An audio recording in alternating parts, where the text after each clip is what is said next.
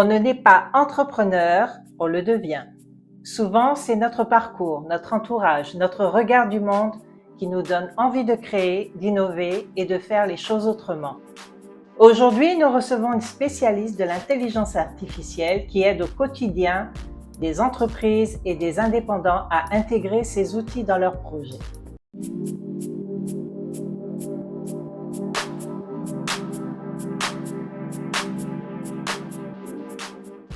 Bonjour Fama. Bonjour Nancy. Ton histoire est à part, marquée par deux dimensions qui façonnent ton identité. Elle est celle d'une femme voilée et neurodivergente. Pourrais-tu nous raconter ton parcours et comment tu en es venue à te spécialiser dans l'intelligence artificielle? Tout d'abord, merci Nancy de m'avoir invitée. Pourquoi j'ai choisi d'être en intelligence artificielle? C'est que tout d'abord, c'est un levier qui est assez récent, mais qui, à mon sens, peut aider entrepreneurs et entreprises à augmenter leur capacité de prise de décision et leur capacité à faire des tâches beaucoup plus rapidement, donc leur capacité à innover. J'essaie de me spécialiser dans ça pour aider ces entrepreneurs et ces entreprises à aller plus vite et à se consacrer à ce qui compte le plus, c'est-à-dire leur cœur de métier. Et c'est quelque chose qui me passionne. J'ai toujours été passionnée d'électricité, d'informatique et de tout ce qui a trait à faciliter la vie des gens. Donc pour moi, c'était vraiment une suite logique. Alors, comme je l'ai précisé précédemment, tu es neurodivergente. Peux-tu nous dire ce que c'est et comment cela influence ta manière de travailler, d'analyser les problèmes ou de faire preuve de créativité? La neurodivergence, c'est comme dans le nom, c'est être divergent neurologiquement. Une façon, comme c'est écrit dans le nom, c'est une façon différente de penser, façon différente sur ce que la société considère comme normal. Ça regroupe notamment les troubles comme le TDAH et tous les troubles 10, notamment la dyslexie, la dyscalculie, la dyspraxie. Et ça fait qu'on fonctionne d'une façon assez différente de la majorité. Ça fait également qu'on a une sensibilité plus élevée aux détails, mais aussi à la lumière, au son. Donc, ce qui peut engendrer une surcharge émotionnelle, cognitive assez importante qu'il faut traiter. Comment ça influence pour moi ma façon de fonctionner? Alors, il faut savoir que moi, dans mon cas, ça fait que je suis plus sensible effectivement à une facilité à résoudre les problèmes complexes et à créer, mais pas de façon, comme dirais, artistique. Je ne crée pas de façon artistique, je crée pour résoudre. C'est-à-dire dans la planification, où par exemple quelqu'un penserait de façon dichotomique, je pense plus comme un arbre avec plusieurs enchevêtrements, avec plusieurs racines qui vont à différents endroits. Ce qui fait qu'effectivement, je peux aller plus vite dans certaines facettes de résolution, mais ce qui fait que je dois aussi traiter la surcharge que son fonctionnement engendre.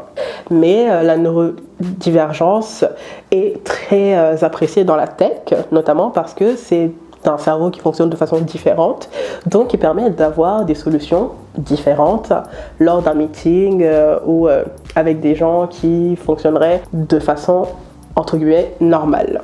Ça enveloppe beaucoup de neurologies différentes, notamment on a le TDAH qui est un trouble de l'attention. On a tout ce qui est 10, donc ça augmente, ça fait que ça regroupe la dyslexie, la dyspraxie et d'autres troubles du même genre. Nous avons aussi l'autisme. Et ce sont différents troubles qui viennent avec un set d'avantages, mais aussi d'inconvénients. Dans mon cas, cela me permet de mettre en œuvre des systèmes différents, d'avoir le sens du détail. Ça me permet de facilement prendre en main des solutions complexes, mais il y a aussi une autre partie qui correspond à une surcharge cognitive qui peut être assez importante, la capacité de concentration, donc ce qui fait qu'effectivement je dois contrebalancer les deux. Ça permet quand même, je dis que c'est un super pouvoir la plupart du temps, notamment en informatique, ça fait qu'on appréhende les choses beaucoup plus facilement. À ton avis, comment l'intelligence artificielle pourrait-elle concrétiser, favoriser l'inclusion ou l'accessibilité dans un monde au travail? Comme je le disais tout à l'heure, l'intelligence artificielle, c'est un outil informatique. Alors concrètement, c'est un robot qui fait exactement ce qu'on lui demande. C'est comme un ordinateur, ça fait exactement les mêmes choses, mais beaucoup plus rapidement. Et en fait, ça permet aux gens, notamment dans divers métiers, ça permettra à une assistante de direction, par exemple, de pouvoir envoyer un mail en retirant l'émotion qui peut être induite par un client mécontent. Ça permet d'automatiser des tâches pour envoyer des emails plus facilement. Ça permet d'aider un graphiste à gérer sa gestion vidéo plus facilement, à un designer de faire des sites web plus facilement. Et ça permet d'inclure tout le monde parce qu'en passant par l'intelligence artificielle, ça permet à des gens qui ne sauraient pas mettre des mots, notamment sur ce qu'ils veulent dire, de pouvoir le faire beaucoup plus facilement. Donc pour moi, ça inclut tous les métiers possibles. Ça permet aux gens de travailler plus rapidement, peu importe leur background, d'où ils viennent, ce qu'ils ont fait. Et pour moi, c'est le plus important. Faire en sorte que tout le monde puisse travailler avec le maximum de leurs capacités.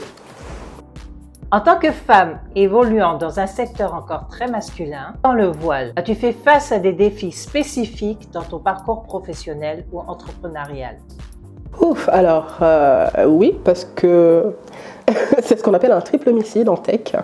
C'est-à-dire que, comme tu l'as dit, c'est un milieu encore assez très masculin, donc beaucoup de testostérone, mais ce qui se passe, c'est que les gens, sans le vouloir, ont des biais cognitifs qui font qu'ils s'attendent à quelqu'un, à un homme qui porte, je sais pas moi, un short de bain en plein hiver, qui serait derrière son PC tout le temps, alors que pas du tout.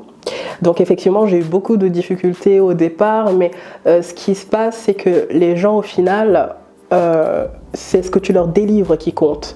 Donc à force de leur donner ce qu'ils ont demandé, de montrer sa crédibilité et de faire montre de ses capacités, les gens finissent par s'adapter. C'est vraiment, on va dire, c'est des barrages de début, mais après ça, j'ai plus eu de problème. Je suis même très bien accueillie, et que ce soit dans le salariat ou même dans l'entrepreneuriat, parce que c'est pas un frein au départ, mais les gens, ils s'y font assez vite. Quels conseils donnerais-tu aux femmes, surtout à celles qui se sentent atypiques et qui ont envie de se lancer dans la tech ou l'IA? Ce que moi je peux dire, c'est qu'il ne faut pas vouloir se conformer aux standards. Et l'innovation, en plus, vient souvent des profils atypiques. Donc, il ne faut pas se dire que parce qu'on est différent, cela va nous freiner, parce que c'est cette différence qui fait votre force, surtout dans un domaine où la technologie et le cerveau est très valorisé. Donc, chaque différence compte et peut faire en sorte de vous amener un profil dit neurotypique. Voilà. De quelqu'un qui serait dans les codes sociétals, notamment. Merci, Fama. Mais merci à toi, Nancy.